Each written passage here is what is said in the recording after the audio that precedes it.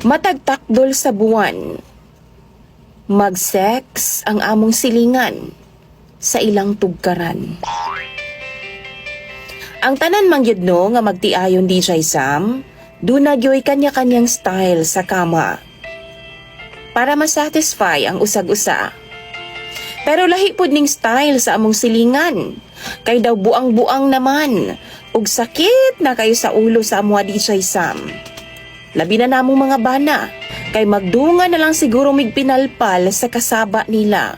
Alangan naman, gatorjak ba naman sila anang gawa sa among panimalay kung muabot na ang takdol sa buwan.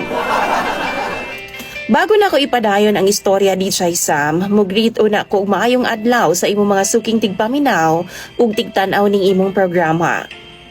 Tawgan na lang ko Graniel. 26 anyos ko di Chay Sam.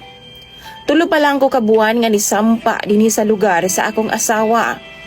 Kay gikan man mi sa syudad nagtrabaho. Didto pod mi sa syudad nagkita sa ako ang partner karon. Pero human na mo magpakasal ug nabuntis na pod ang akong partner. Nagdesisyon mi sa akong asawa nga si Loida nga magtinda-tinda na lang mi dinhi sa ilahang barangay. Daghan man gud pod og tao dinhi sa ilaha di Chay Sam. Magbuhi na lang ni og baboy gamit ang amo ang natigom ug dugang na lang pod sa among nadawat nga separation pay. Pero sa pag-abot namo dinhi sa among lugar, dun ako'y nabantayan nga di maayo. Naanda na di ay nila DJ Sam, pero ako wa pag yun intawon. Nabag-uhan yun ko. Usa ka beses ni Ana, takdol kadto sa buwan. Tingala ko nga naay nagsigig tikaw-tikaw ug saba sa kilid sa among kusina. Gawa sa balay sa iyaan sa kong asawa DJ Sam, si Tia Mina. Hayag kaayo ang buwan, maong gilili na ako sa bangag. Na ay sigig sa gunto, na nagsigig nga ambot pa DJ Sam. Og didto nakita gyud nako DJ Sam sa may durantahan.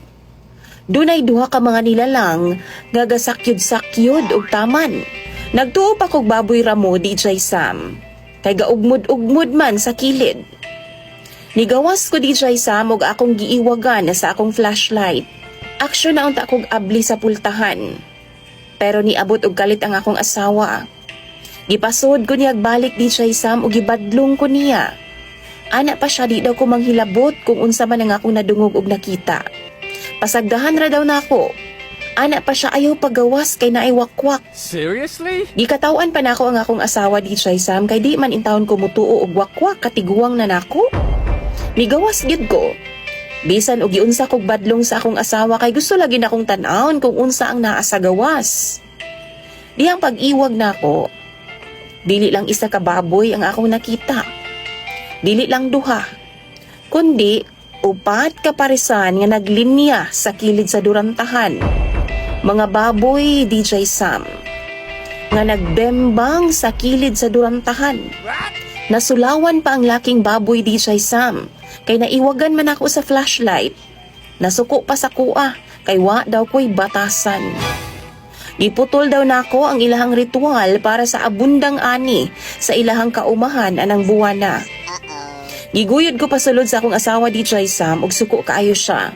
Ngano daw nga wa ko maminaw niya. Malay ko ba? Nga naa di ay mag-ana-ana anang gawa sa balay namo. Nga klaro man kaayo kay hayag man ang buwan.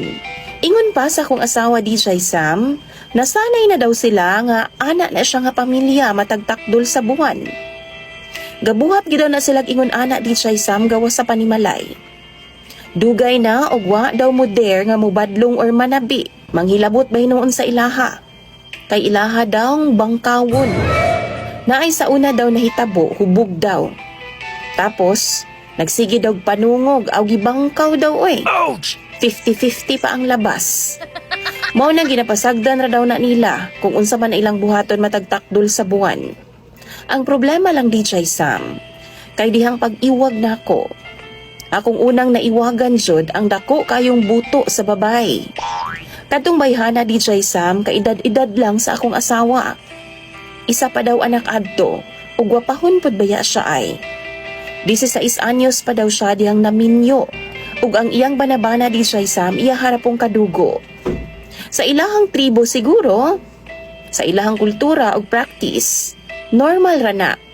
Pero sa ato lainan ta pero sa ilaha normal ra gyud daw DJ Sam. Magkadugo nga mag-ana-ana, magkarelasyon, o di ba ka magdayon. Unayay ragod kung sa ato pa, pagkaugma ato DJ Sam, gipatawag ko sa ilang pamilya. Nangayo na lang pud kog sorry, kauban ang pamilya sa akong asawa kay wa man ko kahibaw, kay bag-o man kong sampa sa ilahang lugar. Gipasaylo pud ko nila DJ Sam pero gipahatag kog alay nga isa ka sakong bugas ug usa ka baboy. Why kaso sa akuan ang alay DJ Sam, basta di lang ko bangkawon. Pero ang akong ginakaproblema karon, kay bastos naman kay kog hunahuna humani adto. Di namang gyud mawala sa akoa ang dako kaayong buto sa babae DJ Sam nga akong naiwagan. Makita na ako siya sa gawas no. Di gyud nako malikayan nga maka-imagine gid taon ko sa iya. Usahay no makatingsi na lang ko. Kay madumduman man jud nako ang akong nakita. Cheating na ni, di ba? Para sa akong asawa. Pagluib na ni para sa among kaminyoon, di ba? Nakonsensya pud baya ako panag sa DJ Sam. Pero gusto gid akong bagdukan tong bayhana. Kay dako lagi kaig buto DJ Sam. Mura jud og tuhod nga gitugkan og matagtiki. Hubag DJ Sam. Matintal pud ko usahay nga manglili sa kusina namo. Kay naaman sa likod namo ilahang balay. Manlaban na siya sa gripo DJ Sam no, tapos magtapis lang na siya malong. Paskang hasula gyud nako DJ Sam. Magwild gyud ang akong junior og taman. Maka-imagine man ko sa iyahang bingka nga haskang dakua. Na-bother na biya jud ko ani DJ Sam. Maunang tambagi intawon ko. Sa imo mga viewers, palihog lang ikomento ninyo ang inyong mga advice. Basahon ko na tanan sa comment section.